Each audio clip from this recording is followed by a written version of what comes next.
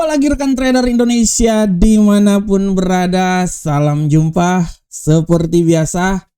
Kembali bersama Maurits, kembali bersama Amarket di analisa harian kita pada hari ini. Hari Kamis rekan trader, tidak terasa kita memasuki hari kedua di bulan Oktober. Hari yang sangat luar biasa.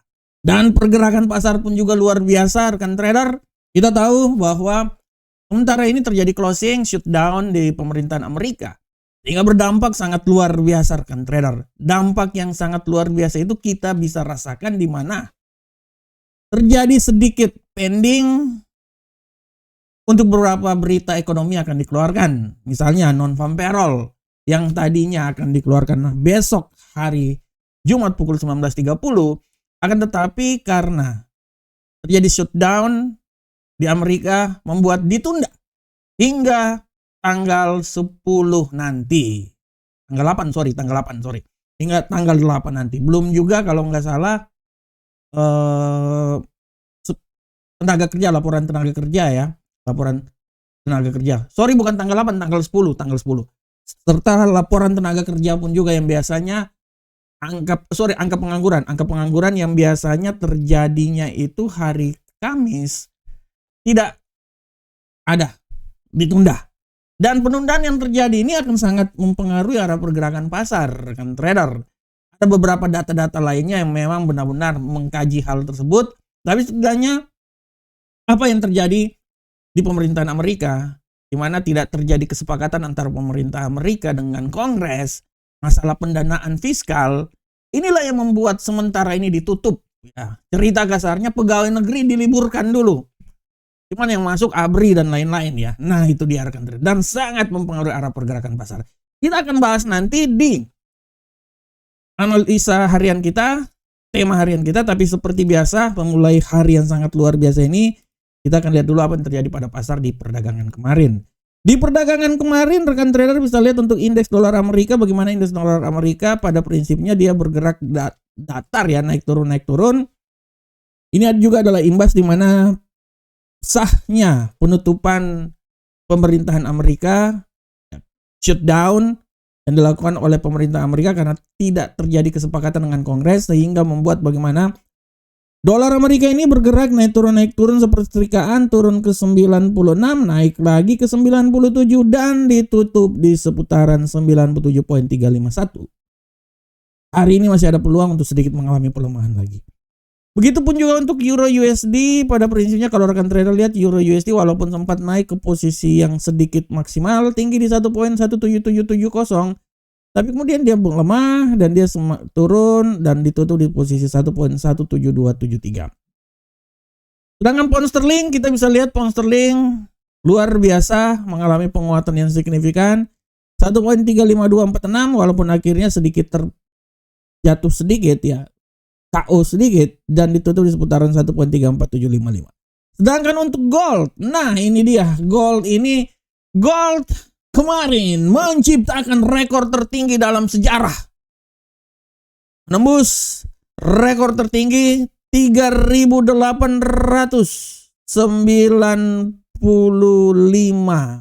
Sedikit lagi 3.900, tapi kita tahulah pergerakan seperti kayak gini akan terjadi dan pasar pun juga ya profit taking dilakukan, sehingga setelah sampai level 3.895, 94 dan 95 dia kembali jatuh lagi di posisi terendah 3.865 dan hari ini agak sedikit malu-malu meong rekan trader. Tapi malu-malu meong ini sedang seperti kuda Troya rekan trader, sedang menjaga kekuatan, mengumpulkan kekuatan untuk kembali lagi terbang tinggi menembus level 3.900.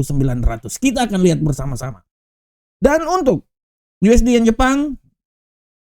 Jepang jatuh melemah hingga level 146.638.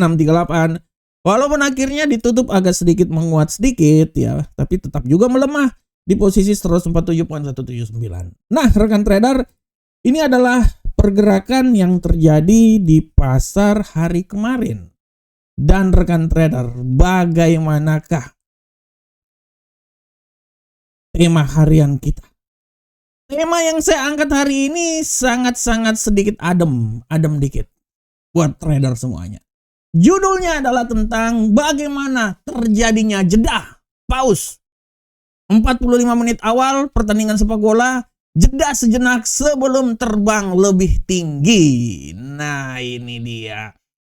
Ini dia rekan trader. Ada saatnya pasar itu harus jeda dulu rekan trader. Kita tahu bahwa penutupan pemerintahan di Amerika, shutdown yang terjadi, membuat emas memperoleh sedikit kekuatan yang sangat luar biasa, naik ke posisi 3.895. Bayangkan sedikit lagi. Dan dari awal pun juga saya sudah bilang nanti 3.900 itu non farm payroll rekan trader. Akan tetapi rekan trader, kabar buruk yang terjadi. Bagaimana pemerintah Amerika ditutup. Inilah yang membuat pasar sedikit gonjang-ganjing. Ya, secara garis besar penutupan ini baik buat pasar, terutama buat emas, buat Bitcoin, karena aset-aset yang penuh volatilitas tinggi seperti gini, yang berisiko seperti kayak gini yang dituju. Bitcoin juga bisa kembali lagi naik ke posisi yang lebih tinggi, emas pun juga rekan trader. Akan tetapi rekan trader, pergerakan yang terjadi pada emas ini banyak dimanfaatin juga sama pihak-pihak yang tidak berwenang. Pihak-pihak yang tidak berwenang. Ini yang gini, pasar ini masih akan gini rekan trader. Pasar itu akan naik. 1.900, 3.900 akan dapat. Tapi kan ada permainan-permainan yang ya pemain-pemain besar akan mencoba sedikit menekan sebelum nanti terbang tinggi lagi ke posisi yang lebih tinggi. Tapi secara garis besar data sudah menunjukkan hal tersebut. Kalau rekan trader lihat juga di data kemarin ya, data ADP kalau tidak salah sahabat, saya lihat dulu data ADP yang dikeluarkan kemarin sudah sangat jelas. ADP-nya itu dia berada di minus 32.000 rekan trader.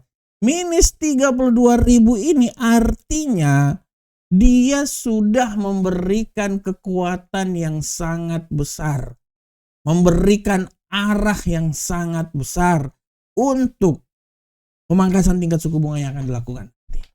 Ceritanya ADP udah keluar. Harusnya non-farm payroll pun juga harus diterima, dikeluarkan. Tapi non-farm payroll agak sedikit ditunda sampai tanggal 10 nanti rekan trader. Nah, ini dia. Tanggal 10 nanti non-farm payroll akan dirilis. Dan dengan prediksi sebesar 55.000, itu masih dalam masuk tahap yang sangat wajar rekan trader. Intinya masih berada di bawah 100. Kalaupun naik sedikit pun juga dia tidak sampai di lewat 100 ya. Kalaupun turun sedikit pun juga itu sangat wajar. Dan inilah yang menandakan bagaimana pemangkasan tingkat suku bunga kembali lagi bisa dilakukan. Dan menurut Fed Watch pun juga 90% menyatakan bahwa pemangkasan tingkat suku bunga akan terjadi pada pertemuan bulan Oktober ini tanggal 29 nanti rekan trader. Sehingga rekan trader secara garis besar emas akan naik. Cuman ya kita tahu lah pasar ini kan ada pemegang-pemegang hak-hak veto juga, pemegang hak veto. Ini pasar ini kan pemain-pemain besar akan mencoba melihat hal tersebut, mencari profit taking hal tersebut, sehingga di saat dia naik agak sedikit terturun lagi, dan itu sangat wajar. Dan kejadian yang terjadi saat ini pun juga kalau rekan trader lihat di platform, kejadian yang sangat-sangat datar seperti ini pun juga itu hal yang sangat biasa rekan trader. Rekan trader bisa lihat emas ini akan tetap dia bergerak antara 3.851 hingga 3.874. Secara garis besar emas masih punya peluang untuk kembali lagi naik. Masih tetap rekan trader. Tren masih menunjukkan uptrend. Dan kemungkinan untuk naik ke posisi yang lebih tinggi masih sangat besar. Tetapi sekarang ini kita lihat ya, hari ini juga tidak ada berita-berita yang sangat luar biasa karena berita itu sudah dialihkan, di pending. Ya, nanti besok pun juga memang masih ada berita, tapi berita utamanya payroll tidak ada, sehingga membuat pasar sedikit cooling down. Pemain-pemain akan melihat dulu apa yang terjadi ke depan. Banyak faktor yang menentukan. Secara garis besar, faktor pemangkasan tingkat suku bunga kemungkinan besar akan dilakukan, tapi ada faktor-faktor tambahan lainnya seperti masalah geopolitik. Nah, ini juga yang menjadi acuan. Dan kita tahu bahwa semakin geopolitik berkobar, artinya semakin membuat emas ini naik ke posisi yang lebih tinggi.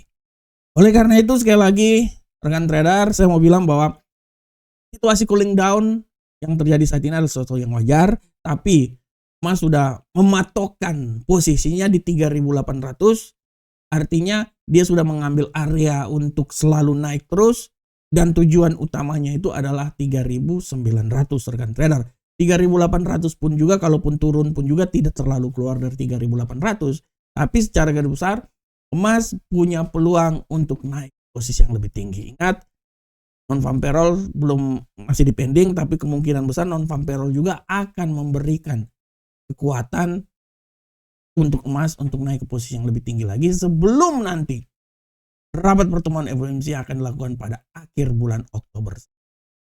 Demikianlah tema harian kita rekan trader. Sekarang kita langsung masuk aja di analisa teknikal harian kita. Seperti biasa kita mulai dari indeks dolar Amerika.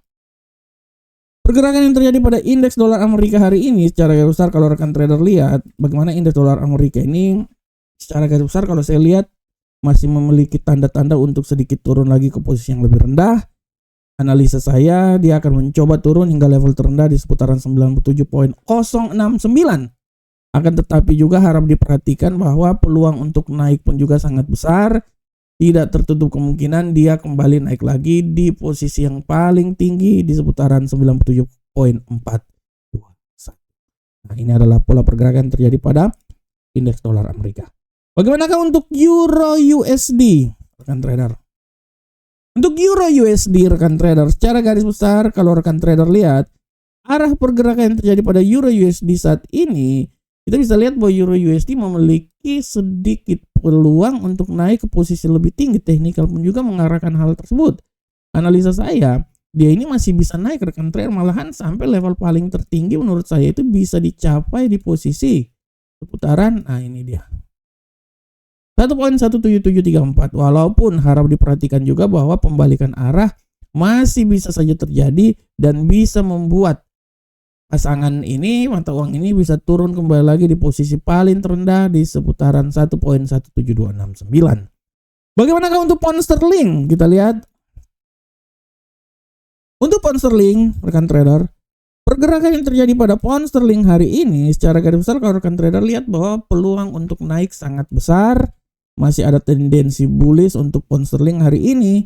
Analisa saya dia akan mencoba naik hingga level paling tertinggi menurut saya itu di seputaran, nah ini seputaran sinilah ya,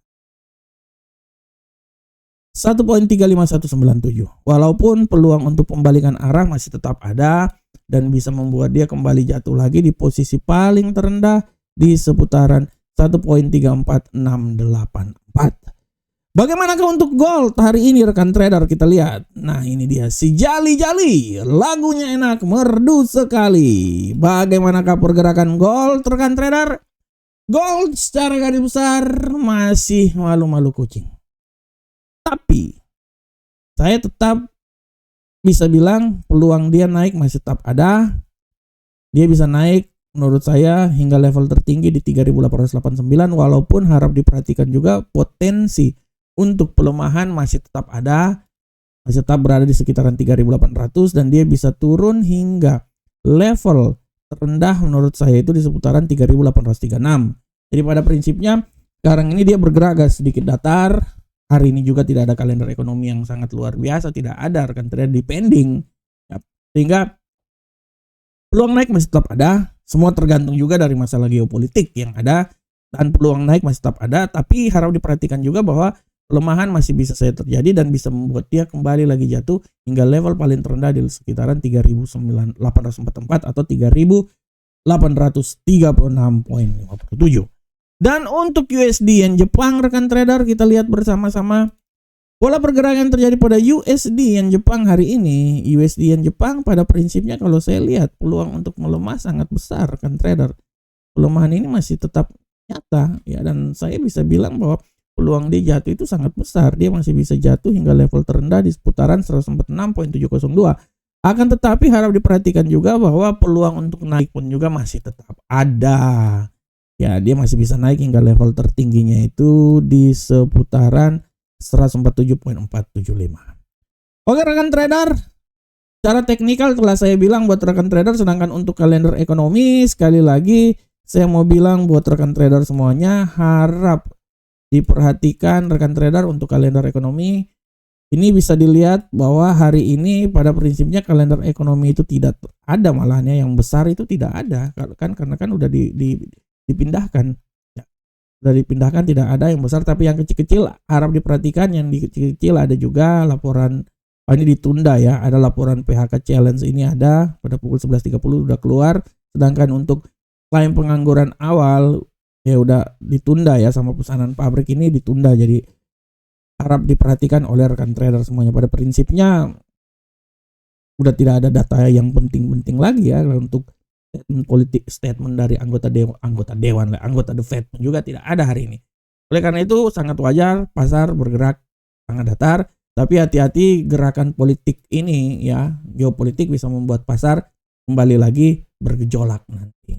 Oke rekan trader semuanya, secara garis besar rekan trader, setelah saya bawakan analisa harian kita, saya berharap semoga rekan trader menyimak, melihat, mempertimbangkan, dan mencoba melengkapi analisa yang dimiliki oleh rekan trader dengan analisa yang kami berikan. Karena sekali lagi, kami hanya merekomendasikan, kami memberikan yang terbaik, informasi terbaik, analisa yang terbaik menurut kami buat rekan trader, tapi putusan di tangan rekan trader semuanya. Dan kami berharap semoga apa yang kami berikan ini bisa bermanfaat dan bisa menambah rekan trader untuk melakukan analisa lagi.